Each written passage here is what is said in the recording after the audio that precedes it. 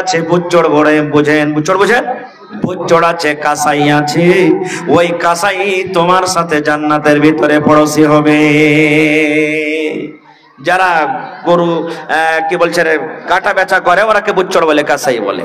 বলছে ওই কাসাই বুচ্চড় তোমার জান্নাতে পড়োশি হবে। বুচ্চড় আমার সাথে জান্নাতের পড়োশি হবে? বুচ্চড় কোন এমন নেক কাম করে ওকে দেখবো। এবার চলে গেলেন ওর দোকান, বুচ্চড়ের দোকান চলে গেলেন কে? মুসা নবী। কিন্তু ওই লোকটা জানে না, কাসাই জানে না যে কি কারণে লোকটা এসেছে, ও চিনে না যে এটা নবী। এবার বলছেন মুসা নবীকে যে ভাই তোমার বাড়িতে আজ রাত্রে আমি মেহমান হিসাবে থাকবো, বাড়িতে থাকতে দিবে, আমি মুসাফির মানুষ। তো বলছে ঠিক আছে ভাই চলো থাকো, তো আমি এখন যাব না, আমি কিন্তু গোশ বিক্রি করে আমি সন্ধ্যাবেলাতে বাড়ি যাবো। ঠিক আছে যখন যাবে তখনই আমি যাব। ঠিক আছে। এবার ওই বুচ্চড় কাসাই মাংস বিক্রি করতে করতে করতে করতে করতে গোটা দিন যখন শেষ হয়ে গেল, সব দোকানদারি বন্ধ হয়ে গেল। এবার লোকটা একটুখানি ভালো মাংস কিংবা কলিজা সুন্দর করে একটু মাংস পান্নিতে করে এবার ব্যাগে ঝোলাতে ভরে মুসা নবীকে বলছেন চলেন আমার সাথে আমার বাড়ি, এখন চলেন, চলেন আমার বাড়ি। বাড়িতে চলে গেলেন।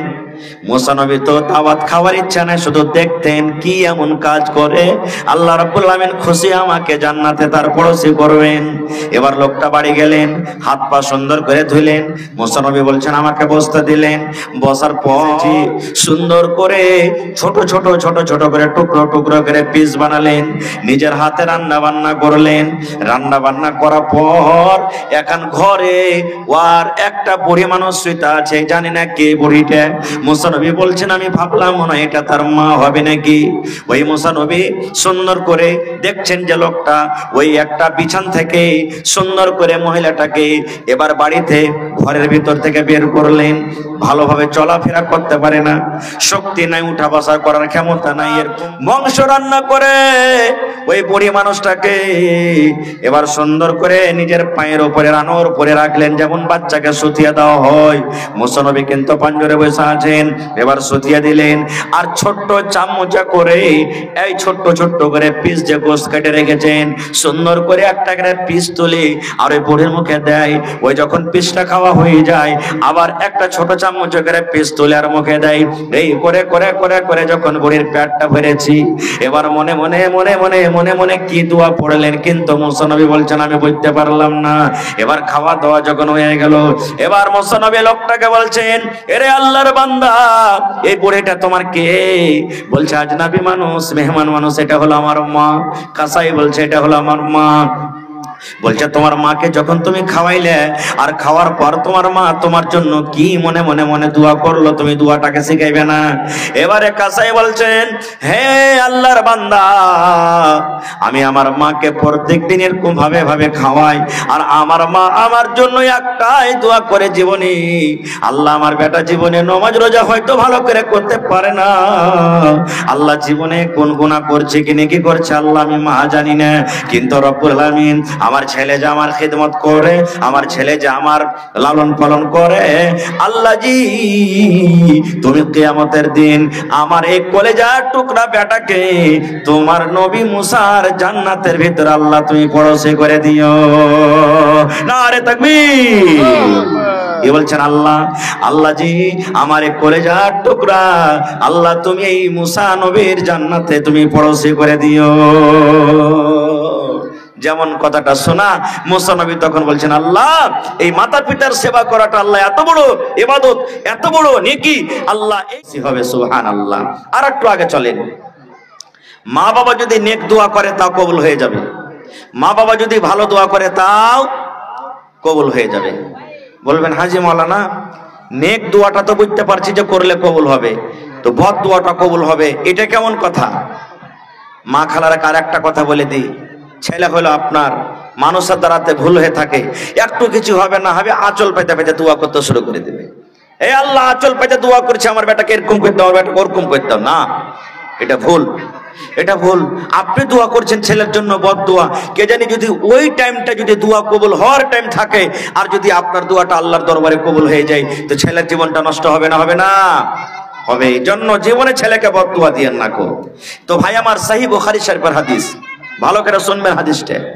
জুরাইজ নামে একটা আবেদ, খুব নেককার মানুষ ছিলেন, খুব নেককার মানুষ জুরাইজ লোকটার নাম।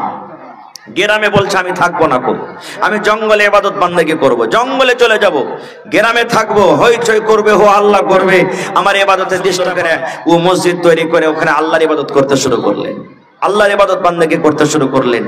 এত আল্লাহর প্রিয় নেককার বান্দা হয়ে গেলেন যে যদি কোনো মানুষ কোনো রোগী তার কাছে যেত, তাকে আল্লাহ তাবারক ওয়া তাআলার দোয়া সূরা পড়ে ফুঁক দিত, তো ভালো হয়ে যেত। এরকম ইবাদত বান্দেগি, এরকম নেককার মানুষ। আস্তে আস্তে প্রত্যেক কাজে মানুষের কিন্তু জ্বলন হাসাদ আছে, নেই? আপনি টাকাওয়ালা খালি একটা হয়ে দেখেন কতটি দুশ্মন হয়েছে আপনার পিছনে, হবে না? হবে না? আপনি একটা নাম করা খালি ডাক্তার হয়ে যান, মাস্টার হয়ে যান, দেখেন কতটি। তো ভাই আমার, তো লোকটা এমন নেককার, গোটা এলাকার মধ্যে ছড়িয়ে গেল যে দেখো রে জঙ্গলের মধ্যে ওই আবেদ এত নেককার দিনদার, যেই রোগী তার কাছে যেছে ভালো হয়ে গেছে। এবারে থাকে থাকে থাকে জুরাইজের মা বুড়ি মানুষ বাড়িতে কিন্তু ছিল।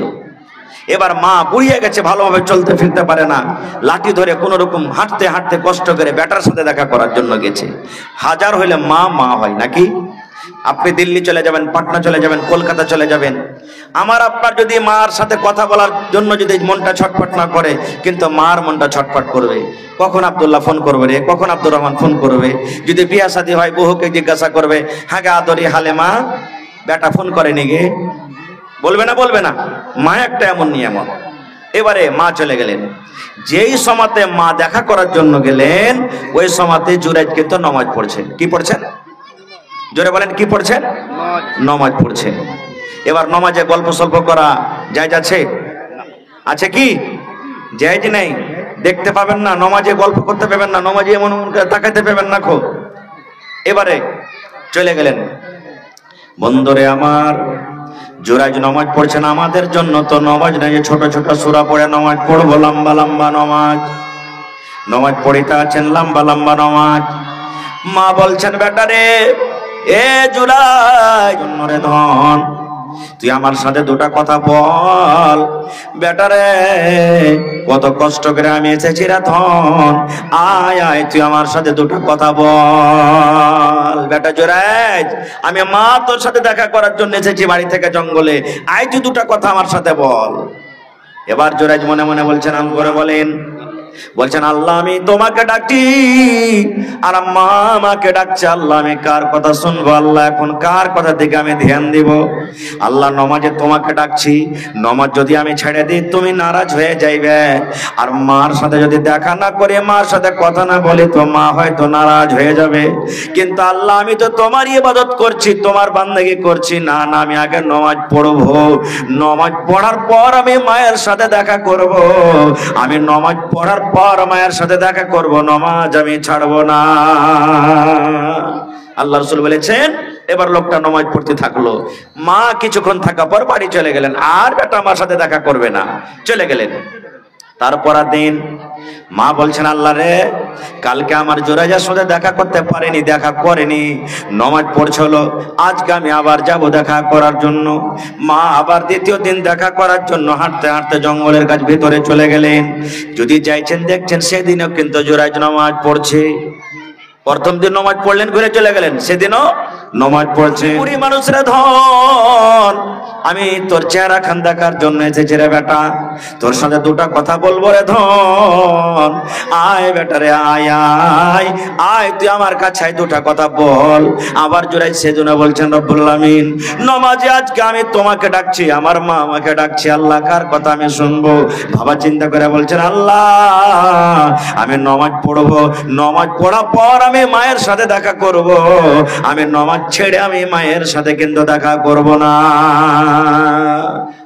নামাজ শেষ করতে না করতে মা আবার বলছেন, আজকে আবার যাব, আমি আবার যাব আমার ছেলের সাথে দেখা করার জন্য। মা চলে গেলেন, দেখছেন সেদিনও নামাজ পড়ছে। আবার ডাকছেন, বেটারে, আমি 3 দিন হয়ে গেল রে ধন, আসতে আমার কষ্ট হয়, মা আমি খুব কষ্ট করে আসি রে ধন, তুই আয় আমার সাথে দুটা কথা বল, আয় আমার সাথে দুটা কথা বল, আয় তুই আমার সাথে তুই একটু দেখা কর, আমার কলিজাটা যেন ঠান্ডা হয়ে যায়। আবার জুরাইজ বলছেন আল্লাহ আজকে আমার মা আবার ডাক দিছে আর আমি তোমাকে ডাক দিচ্ছি, আল্লাহ কার ডাকে আমি সাড়া দিব? বাবা চিন্তা করে বলছেন আল্লাহ আজকে আমি নমাজটা পূর্ণ করব, আর নমাজ পূর্ণ করার পর মায়ের সাথে আমি দেখা করব। আবার নমাজ পড়তে থাকলেন, নমাজ লেট হয়ে গেল, মা